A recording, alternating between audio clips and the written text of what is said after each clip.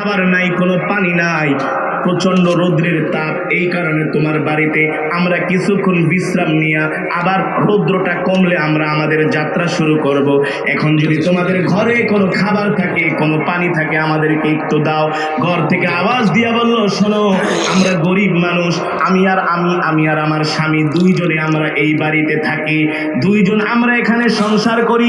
আমার স্বামী বকরি চড়ানোর জন্য মাঠে চলে গেছে, ওই বকরি থেকে আমরা দুধ দহন করি, আর ওই দুধ খাই আমরা বেঁচে থাকি। আমাদের তেমন কোনো খাবারের আর কিছু নাই, আমরা একেবারে নিঃস্ব গরিব। সাইয়েদনা আবু বকর বললেন, তাহলে ঘর থেকে কিছু পানি দাও। বলে পানিও শেষ, স্বামী আমার সন্ধ্যার সময় পানি নিয়ে ঘরে আসবে। আল্লাহ নবী তাকায় দেখলেন ঘরের সামনে একটা বকরি বাঁধা।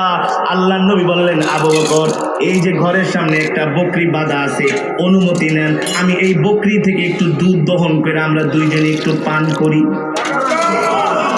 চিন্তা করেন নবী কেমন ক্ষুধার্ত, কেমন তৃষ্ণার্ত ছিলেন নবী রাহমাতুল্লিল আলামিন। আবু বকর ঘরের সামনে যে বকরিটা বাঁধা আছে তার থেকে অনুমতি নেন, আমরা একটু দুধ দহন করি। আর আমরা হইলে কি করতাম? কিসের আবার অনুমতি না খেয়া মরে যেতেছি, আগে দুধ খেয়ালি, ঠিক না বলেন? বেশি কথা বলে কিন্তু আপনারে ঘর থেকে বের হইতে দিব না। অথবা কোনো ঘরের চিপায় যায়, কোনো জায়গায় যায় আমরা লুকায় দুধ দহন করতাম, না জানি খাসি পুরাই সবাই করে খেয়ে ফেলাইতাম নিজের মনে করে। আমাদের যে স্বভাব চরিত্র, ঠিক কিনা বলেন? আমাদের যে স্বভাব চরিত্র, আমরা মানুষের সাথে ইনসাফপূর্ণ আচরণ করি না, মানুষের অধিকার আমরা আদায় করি না, মানুষের সাথে সুন্দর ভালো ব্যবহার করি না, অন্যের সম্পদকে আমরা নিজের মনে করি, ঠিক না? রাহমাতুল্লিল আলামিন কেমন নবী। বলে, আবু বকর একটু অনুমতি নেন, ঘরের সামনে তো একটা বকরি বাঁধা আছে, এখান থেকে বকরি থেকে আমরা একটু দুধ দহন করে দুইজনে খাই, তাকেও দিব। শুধু আমরা খাবো না, তাকেও দিব, এই মহিলাকেও দিব, অনুমতি নেন। সাইয়েদনা আবু বকর বলে, বোন, তোমার ঘরের সামনে তো একটা বকরি বাঁধা আছে, বকরি বাঁধা থাকলে কি হয়েছে? আরে আমরা দুইজন মুসাফির মানুষ, তুমি অনুমতি দাও, আমরা এই বকরি থেকে একটু দুধ দোয়া দুইজনে খাই।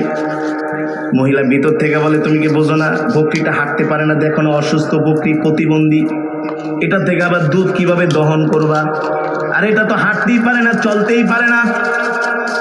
সাইয়েদনা আবু বকরকে নবীজি বললেন, আবু বকর রাদিয়াল্লাহু তাআলা আনহু নবীজিকে বললেন, ওগো আল্লাহর নবী, এই বকরি অসুস্থ, হাঁটতে পারে না, চলতে পারে না, দুধও দেয় না, এই কারণে তাকে মরুভূমিতে ঘাস খাওয়ানোর জন্য নিয়ে যায় না, তাকে কোনো খাবার দাবারও দেয় না, দুধ কিৎকোর থেকে আসবে?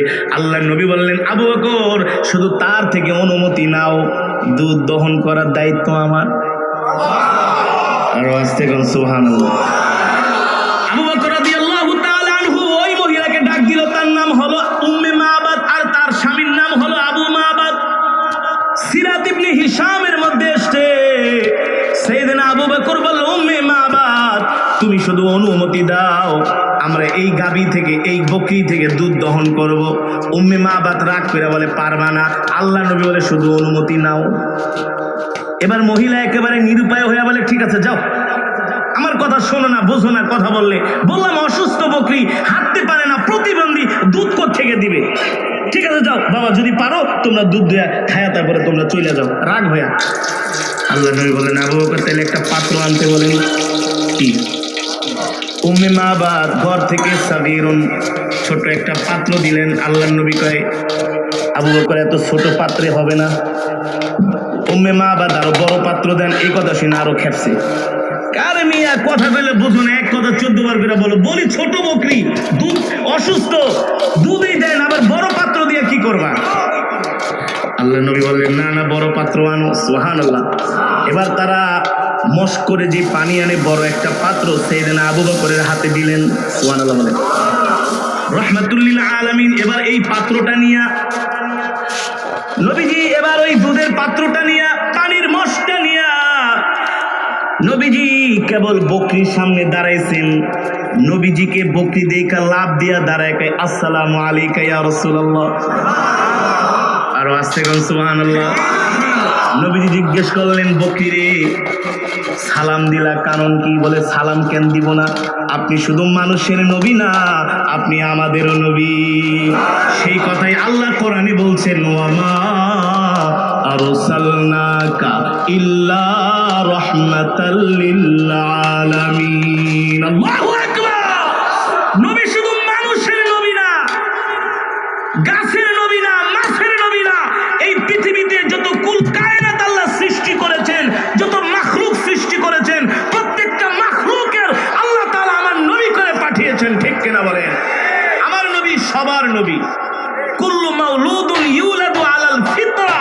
যত মানুষ পৃথিবীতে, যত শিশু জন্মগ্রহণ করে, সব নবীর উম্মত হয়েই জন্মগ্রহণ করে। কথা বুঝতে পারছেন? এবার নবী বলে, বকরি সালাম দিলা, বলে সালাম কেন দিব না, আপনি তো আমার নবী, আমি তো আপনাকে চিনতে পেরেছি। এতক্ষণ বকরি কিন্তু হাঁটতে পারে না, অসুস্থ, শুয়ে আছে। নবীর সামনে যাওয়ার পরে নবীর বরকতে বকরি সুস্থ হয়ে গেছে। পৃথিবীর মধ্যে সবচাইতে দামি জায়গা আল্লাহর ঘর। দামি জায়গার সাথে যারা সম্পর্ক রাখে এরা দামি না বেদামি? জোরে কন, এরা দামি। সুতরাং মসজিদের যারা সম্পর্ক রাখে, মসজিদের বিভিন্ন কাজে যারা হাত বাড়ায়, যার যার সাধ্য অনুযায়ী এখানে শরীক হয়, আল্লাহ কয় এরাও দামি। সুবহানাল্লাহ কন। এরা দামি মানুষ। আমি আল্লাহর ঘরের সাথে এদের সম্পর্ক, এরা জান্নাতের মেহমান। সুবহানাল্লাহ। এই জন্য মসজিদের সাথে সম্পর্ক রাখবো তো ইনশাআল্লাহ। রমজান আসতেছে সামনে, তাই না? সব কাম কাজ ফেলে দিয়ে খতমে তারাবি পড়বে। খতমে তারাবিতে আমার সারা জীবন আমি এক খতম কোরআন পড়তে পারি না, আমি তেলাওয়াত করতে পারি না, পারলেও আমার তেলাওয়াত বিশুদ্ধ না, সহিশুদ্ধ না। একজন হাফেজে কোরআন, আর এখন তো আলহামদুলিল্লাহ বাংলাদেশের আনাচে কানাচে অলিতে গলিতে আন্তর্জাতিক মানের হাফেজ। এখানে যে আসার নামাজ পড়া তিলাওয়াত করছে বাচ্চাটা, এর তিলাওয়াত কত সুন্দর, প্রত্যেকটা অলিতে গলিতে। এখন মাশাআল্লাহ সুন্দর হাফেজ বের হয়ে গেছে। দুইজন হাফেজ রাখবেন, খতমে তারাবি পড়বেন। হয়তো সূরা তারাবি পড়লে আরাম তারা যে আধা ঘন্টা লাগে, খতমে তারাবি পড়লে না হয় 1 ঘন্টাই লাগে। তো 1টা ঘন্টা যদি সময় আমাদের বেশি লাগে, এতে কি আমাদের লাভ হবে না লস হবে? আপনি নামাজে দাঁড়ায়া রমজান মাসে আল্লাহর কালামের ওই বেড়া হাফেজ সাহেব তিলাওয়াত কইরা যে সওয়াব পাইব, আপনি শূন্য শেষ হবে। এমন ব্যবসা কি হাতছাড়া করা যায়? রমজানে তারাবি পড়বো তো ইনশাআল্লাহ। হ্যাঁ, ঢাকা শহরের মধ্যে যেই রকমই হোক, এরা মাগরিবের পরে আইসা মসজিদ দখল করে ফেলা, এবং 2.5 ঘন্টা লাগায় আমরা তারাবি পড়াই। ফরজ তারাবি বেতের, আমরা যে তারাবি পড়াই 2.5 ঘন্টা লাগে, সৌদি আরবের স্টাইল।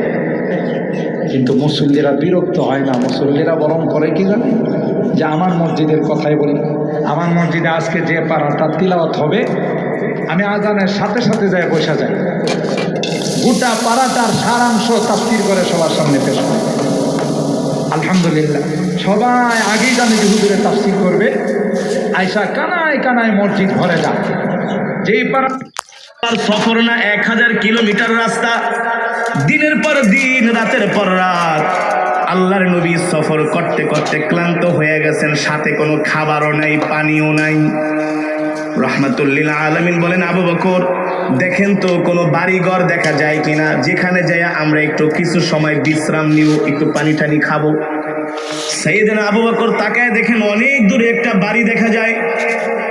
আবু বকর রাদিয়াল্লাহু তাআলা আনহু বললেন, ওগো আল্লাহর নবী, উনজুর ইলাল আমাম, সামনের দিকে তাকায় দেখেন অনেক দূরে একটা বাড়ি দেখা যায়। নবীজি বললেন, ইমশি মাই, চলো আমরা ওই বাড়িতে যাই একটু বিশ্রাম নিই, তারপরে আবার আমরা রওনা শুরু করব। কারণ দুপুরবেলা প্রচণ্ড রোদ, এই রোদের মধ্যে হাঁটলে তো আমরা ক্লান্ত হয়ে যাব। রোদটা একটু যখন কমবে, রোদের তাপ, তখন আমরা আবার হাঁটবো, কারণ গরমের চাই ঠান্ডার মধ্যে হাঁটতে আরাম বেশি, ঠিক না? আগে তো এমন আধুনিক রাস্তাঘাট ছিল না, ছিল আধুনিক রাস্তাঘাট ছিল না। আগেরকার মুরব্বীরা 20-30 কিলোমিটার পর্যন্ত হেঁটে হেঁটে জেলা শহরে যাইতেন, ঠিক না? ঠিক ওই 1450 বছর আগে এমনই ছিল, কোনো রাস্তাঘাট নাই, আধুনিক গাড়ি নাই, ট্রেন নাই, বিমান নাই, পায়ে হেঁটে ঘোড়ার পিঠে চড়ে করে উটের পিঠে চড়ে আল্লাহর নবী সাইয়েদনা আবু বকরকে নিয়ে যাত্রা করতেছেন, হাঁটতে হাঁটতে অনেক দূরে একটা বাড়ি দেখা যায়। আল্লাহর নবী বললেন, আবু বকর চলেন ওই বাড়িতে যাই একটু আমরা বিশ্রাম করি। এবার ওই বাড়ির কাছে গেলেন, যা দেখলেন মরুভূমির পাশে ছোট্ট একটা ভাঙ্গা কুঠুরি, ছোট্ট একটা ঘর, ওই ঘরের দরজাটা লাগানো। এবার সাইয়েদনা আবু বকরকে আল্লাহর নবী নির্দেশ দিলেন, ইয়া আবু বকর ইফতাহিল বাব, দরজাটায় নক করেন আর বলেন, কে আছো, দরজাটা খুলে দাও। সাইয়েদনা আবু বকর দরজার কাছে যেয়ে নক করলেন আর বললেন, ইফতাহিল বাব, দরজাটা ভুলে গেছে একেবারে।